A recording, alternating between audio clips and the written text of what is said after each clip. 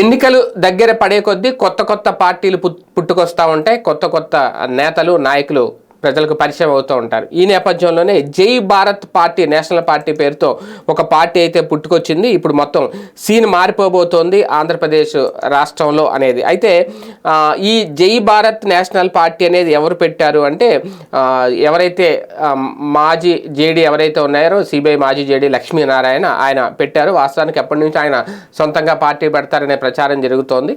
మొత్తానికి ఎట్టకేలకు పార్టీ అయితే పెట్టేశారు. 175 నియోజకవర్గాల్లో కూడా అభ్యర్థులు నిలబెడతామంటున్నారు. కాకపోతే ఈ పార్టీ ఎక్కువగా మధ్యతరగతి వాళ్ళని, మేధావి వర్గాన్ని, అలాగే రిటైర్ అయిన వర్గాన్ని మాత్రమే ప్రభావితం చేసే అవకాశం ఉంది. అందుకే వాళ్ళు ఈ పార్టీ యొక్క విధి విధానాలు చూస్తే అనేది, ఎందుకంటే ప్రధానంగా పెన్షనర్ల పార్టీ అంటున్నారు. ఇది ఇప్పటి వరకు విని ఉండని ఈ పార్టీకి తాజాగా ఎన్నికల సంఘం గుర్తింపు కూడా ఇచ్చిందంట. ఎందుకంటే ఇప్పటికే ఏపీలో ఉద్యోగులందరూ పూర్తిగా రాష్ట్ర ప్రభుత్వానికి వ్యతిరేకంగా ఉన్నారు. అటువంటి వాళ్ళకి ఒక ఆల్టర్నేటివ్ అయ్యే అవకాశం ఉంది ఈ పార్టీ అనేది. ఎందుకంటే తమకు రావాల్సిన జీతాలను ఒకటిని కాకుండా ఎప్పుడు పడితే అప్పుడు ఇస్తున్నారు, ఒకసారి ఇవ్వట్లేదు, 2 నెలలకు ఒకసారి అన్నారు. అలాగే డిఏలు బకాయిలు ఉన్నాయని కూడా వాళ్ళు చెప్తున్నమాట. 2019 ఎన్నికలకు ముందు సిపిఎస్ రద్దు చేస్తామన్న జగన్మోహన్ రెడ్డి గారు ఆ హామీని నిలబెట్టుకోలేదు.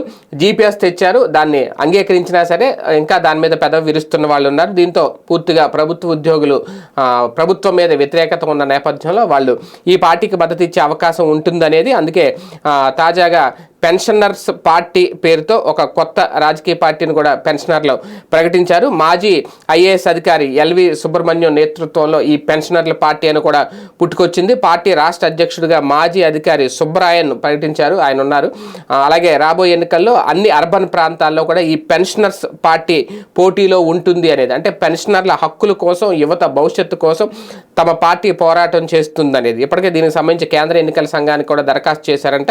గుర్తింపు లభించింది అని కూడా చెప్తున్నారు. నిజంగా ఉద్యోగుల కోసం ఒక పార్టీ, లేదంటే మేధావుల కోసం ఒక పార్టీ, మిడిల్ క్లాస్ వాళ్ళ కోసం ఒక పార్టీ ఇలా పెట్టేసుకుంటే వాళ్ళు ఆ పార్టీకి కనుక ఆదరించిన, అటువైపు మొగ్గు చూపిన ఖచ్చితంగా అది అధికార పార్టీకి సంబంధించి ఓట్లకు గండిపడే అవకాశం అయితే ఖచ్చితంగా ఉంటుంది.